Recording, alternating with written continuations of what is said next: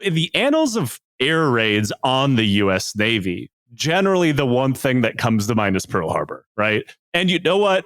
For the first time ever on the show, I'm going to say fair enough. Because when you start out with the Super Bowl of getting your ass kicked, it's kind of hard to remember anything else that happened within that same category in the resulting war. The Super Bowl of getting your ass kicked is such a nice turn of phrase, Joe. I'm really proud of you for that one. I thought about this the other day when I was doing dishes late at night, and I was reminded that years ago somebody had, I want to say it was Twitter, but it might have literally been the SA forums, that their profile or their little display image said the Michael Jordan of sucking dick. And for some reason that stuck in my brain. And I was like, yeah, but I can't really use that on the show except to just tell that story. But the Super Bowl of getting your ass kicked, I feel like we can reuse that one.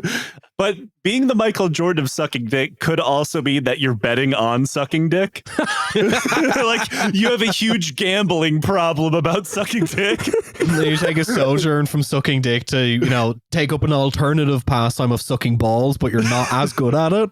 Yeah, you enter AAA ball of eating ass. This posits the existence of a really fucked up version of Space Jam.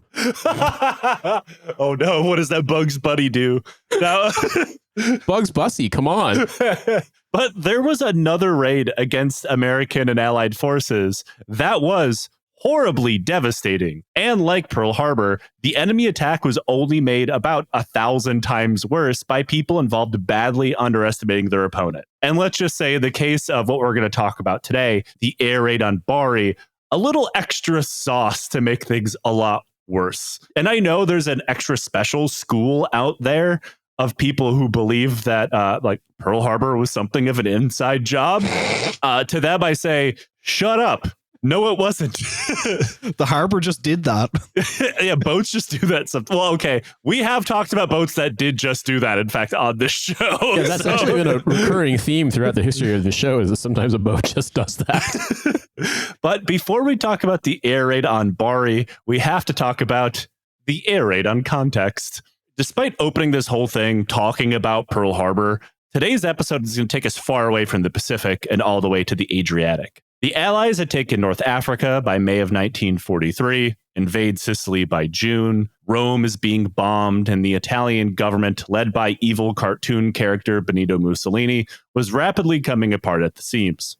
The Italian military had failed at virtually everything it had done over the course of World War II. We've talked about this on several episodes in the past, and we will again in the future.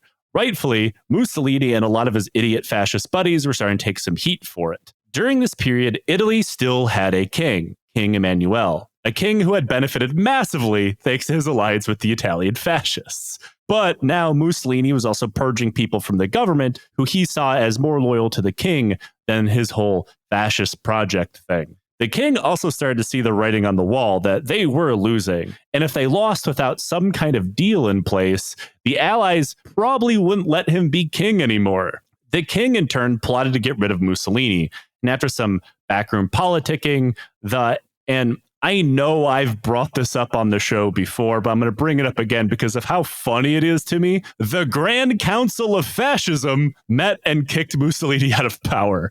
That is the most supervillain layer-ass name of a fascist government of all time. The Grand Council of Fascism definitely sounds like a thing that we would, I don't know, we talk about like the Raytheon board being not an actual thing. Yeah, they just cut to the chase. No, we are the Grand Council of Fascism. Now the Grand Council of Fascism just meets in a toilet cubicle in a Wetherspoons in England. Tommy Robinson, who wants a key? Who wants a key? Come on. Yeah, I wasn't sure if they're doing cocaine or betting on Michael Jordan's apparent favorite sport. I mean, that does also introduce like a whole new tranche of polymarket betting. The Michael Jordan of dick sucking on Kelshi. Mussolini was replaced by a guy named Pietro Badoglio, but this isn't about him. He and other people, the king included, quickly began to try to figure out a way out of the war, and most importantly, that whole alliance with the Nazis. And just to be clear here, politically, nothing had changed. They were just hoping to pull a whole Italy and World War I thing and escape the worst of the fallout of defeat once more. The Nazis were suspicious that this exact thing was going to happen, and they even intercepted the Italian agreement to make a deal with the Allies. Like, they intercepted the telegram. So as the Italians signed an armistice in September, the Nazis went from kind of sort of occupying Italy, but brackets allies, to occupying Italy, brackets now we're Nazis. Mhm. This included several mass killings of Italian POWs. There was a puppet regime called the Italian Social Republic, which included parts of central and northern Italy, with Mussolini still in charge, but really only on paper. And they continue working with the Nazis. We've talked about this whole little rump state during our episode of Mussolini's death, that it should be revisited, that during his period as a puppet leader of the Italian Social Republic, it made Mussolini very sad and depressed that he was now completely powerless. He wrote really depressed notes about it, and they're very funny. Somebody hit the Steve Harvey think about killing myself button. God damn it. Like, sad Mussolini was one of my favorite things I've ever stumbled across. R.I.P. Mussolini, you would have loved My Chemical Romance. Hey. You don't need to put me and Mussolini in the same crowd at a show, okay? That's not what needs to happen. Mussolini posting like vague threatening messages on MySpace because he's like really, really sad. Yeah, exactly.